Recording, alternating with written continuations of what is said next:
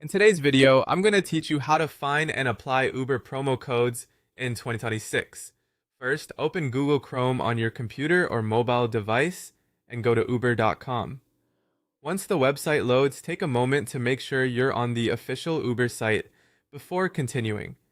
This is important because promo offers are often copied onto unofficial pages, and using the real website helps protect your account and ensures any promotions you find are legitimate. If the page doesn't automatically take you to your local version of the site, that's fine. Just continue from the main homepage.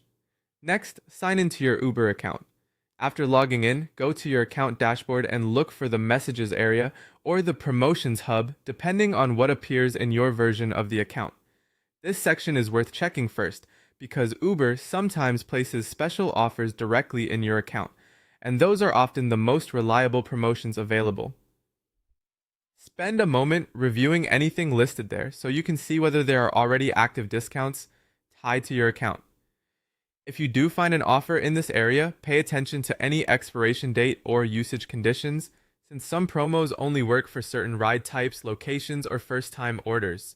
If you don't see a useful offer there, the next step is to check trusted online coupon aggregator websites for verified 2026 Uber codes. As you do this, focus on sites that clearly mark codes as tested or recently verified. That can save time and reduce the frustration of trying expired promotions. It also helps to read any notes attached to the code because some are only valid for new users, while others may apply only in specific cities or for services like rides, food delivery, or other Uber features. Once you've found an active code that matches your account and region, copy it carefully and return to your Uber account. Then go to the vouchers or promos section and paste the code into the appropriate field. Double check that there are no extra spaces before or after the code, since even a small formatting issue can prevent it from being accepted. Submit the code and wait for confirmation that it has been applied successfully.